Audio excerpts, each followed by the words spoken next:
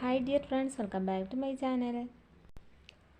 അപ്പോൾ ഇന്ന് ഞാൻ വന്നിട്ടുള്ളത് നമ്മുടെയൊക്കെ വീട്ടിലുണ്ടാവും ഇതുപോലെ ഗ്യാസ് സ്റ്റൗവ്.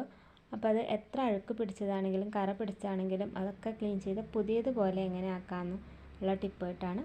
അപ്പോൾ നമുക്ക് നേരെ വീഡിയോയിലോട്ട് പോകാം. അപ്പോൾ ഇത് ക്ലീൻ ചെയ്യാൻ വേണ്ടിയിട്ട് നമുക്കൊരു സൊല്യൂഷൻ ഉണ്ടാക്കണം. അപ്പോൾ ഞാനൊരു പാത്രം എടുത്തിട്ട് അതിലേക്ക് കുറച്ച് ബേക്കിംഗ് സോഡയാണ് ചേർത്ത് കൊടുക്കുന്നത്. അപ്പോൾ ബേക്കിംഗ് സോഡ നല്ലൊരു ക്ലീനിങ് ഏജൻറ്റാണ്, നമുക്ക് എല്ലാവർക്കും അറിയാവുന്നതാണ്. ഇനി ഇതിലേക്ക് കുറച്ച് വിനാഗിരി കൂടി ചേർത്ത് കൊടുക്കുന്നുണ്ട്. അപ്പോൾ അതാ എൻ്റെ ഒരു ഗ്യാസ് അടുപ്പ് നിങ്ങൾക്ക് കണ്ടിട്ടുണ്ടെങ്കിൽ മനസ്സിലാവും, നന്നായിട്ട് തന്നെ കറ പിടിച്ചിട്ടുണ്ട്. അപ്പോൾ അതിൻ്റെ മുകളിൽ കറി എന്തോ തിളച്ച് പോയിട്ട് അത് അവിടെ ഇരുന്നിട്ട് കരിഞ്ഞിട്ട് അങ്ങനെ കറ പിടിച്ചിട്ടുള്ളതാണ്. അതുകൊണ്ടാണ് ഈ ഒരു അടുപ്പുമ്പോൾ മാത്രം ഇങ്ങനെ കറ പിടിച്ചിട്ടുള്ളത്. അപ്പോൾ ഇത് ഞാൻ എങ്ങനെയാണ് വൃത്തിയാക്കുന്നത് നിങ്ങൾക്ക് കാണിച്ചു തരാം. അപ്പോൾ ഇതാ ഇതുപോലെ ബേക്കിംഗ് സോഡയും വിനാഗിരിയും കൂടിയിട്ട് നന്നായിട്ട് മിക്സ് ചെയ്തെടുത്തിട്ട് ഈ കറ പിടിച്ച ഭാഗത്തൊക്കെ നന്നായിട്ടൊന്ന് തേച്ച് പിടിപ്പിക്കുന്നുണ്ട്.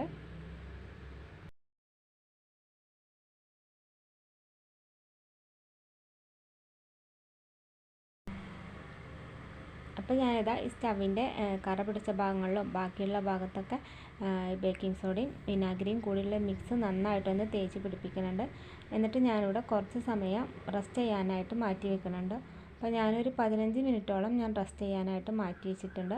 അപ്പോൾ എൻ്റെ ഈ ഒരു കറ നിങ്ങൾക്ക് കണ്ടിട്ടുണ്ടെങ്കിൽ തന്നെ മനസ്സിലാവും, നല്ല കട്ടിയിൽ തന്നെ നല്ല കടുത്ത ഒരു കറ തന്നെയാണത്. അപ്പോൾ അത് നമുക്ക് എളുപ്പത്തിൽ തന്നെ ക്ലീൻ ചെയ്തെടുക്കാനായിട്ട് പറ്റും. അപ്പോൾ ഇനി ഞാനിവിടെ എടുത്തിട്ടുള്ളത് ചെറുനാരങ്ങയുടെ ഒരു പകുതിയാണ്. ഇനി അത് വെച്ചിട്ട് നന്നായിട്ടൊന്ന് സ്ക്രബ് ചെയ്ത് കൊടുക്കുന്നുണ്ട്. ഫ്രഷ് ചെറുനാരങ്ങ തന്നെ വേണമെന്നില്ല, ഞാനിവിടെ ഒരു വാടിയ ഒരു ചെറുനാരങ്ങയുടെ പകുതിയാണ് എടുത്തിട്ടുള്ളത്. അപ്പോൾ അത് വെച്ചിട്ട് നന്നായിട്ടൊന്ന് എല്ലാ ഭാഗത്തും സ്ക്രബ് ചെയ്ത് കൊടുക്കുന്നുണ്ട്. ഇപ്പോൾ അതാ കുറച്ച് കറയൊക്കെ ഇളകി വരുന്നത് നിങ്ങൾക്ക് കാണാനായിട്ട് പറ്റും. അപ്പോൾ അത് ചെറുനാരങ്ങ കൊണ്ട് സ്ക്രബ് ചെയ്തതിന് ശേഷം ഞാൻ പഴയൊരു ടൂത്ത് ബ്രഷ് എടുത്തിട്ടുണ്ട്. ഇതിൻ്റെ ഒരു ചെറിയ ഗ്യാപ്പുകളിലൊക്കെ ടൂത്ത് ബ്രഷ് വെച്ചിട്ടൊന്ന് സ്ക്രബ് ചെയ്ത് കൊടുക്കുന്നുണ്ട്. അപ്പോൾ ഈ ചെറിയ ഗ്യാപ്പുകളിലൊന്നും നമ്മൾ സ്ക്രബ്ബർ വെച്ചിട്ട് സ്ക്രബ് ചെയ്തിട്ടുണ്ടെങ്കിൽ എത്തില്ല. അതുകൊണ്ടാണ് ബ്രഷ് വെച്ചിട്ട് ചെറിയ ഗ്യാപ്പുകളിലൊക്കെ ഒന്ന് നന്നായി സ്ക്രബ് ചെയ്ത് കൊടുത്തതിന് ശേഷം സ്റ്റീലിൻ്റെ സ്ക്രബ്ബർ ഉപയോഗിച്ചിട്ടാണ് ഇനി ഞാനിവിടെ നന്നായിട്ടൊന്ന് സ്ക്രബ് ചെയ്ത് കൊടുക്കുന്നുണ്ട്. അപ്പം ഞാനിതിൽ കുറച്ച് പാത്രം കഴുകണ ലിക്വിഡ് കൂടി ചേർത്ത് കൊടുത്തിട്ടുണ്ട്. അപ്പോൾ ആ ഒരു വീഡിയോ എൻ്റെ കയ്യിൽ നിന്ന് മിസ്സായി പോയതാണ്. അപ്പോൾ പാത്രം കഴുകണ ലിക്വിഡ് കൂടി കുറച്ച് ചേർത്ത് കൊടുത്തിട്ട് നമുക്ക് ഈ സ്ക്രബ്ബർ വെച്ചിട്ട് നന്നായിട്ടൊന്ന് സ്ക്രബ് ചെയ്തെടുക്കാം. ഇനിയിപ്പോൾ ഇതാ നിങ്ങൾക്ക് ഇതിൻ്റെ കറയൊക്കെ ഇളകി വരുന്നത് കാണാനായിട്ട് പറ്റും. അപ്പോൾ കുറച്ച് കട്ടിയിലുള്ള കറ ആയതുകൊണ്ട് തന്നെ ഈ സ്ക്രബ്ബർ വെച്ചിട്ട് കുറച്ച് സമയം ഒന്ന് സ്ക്രബ് ചെയ്ത് കൊടുക്കണം.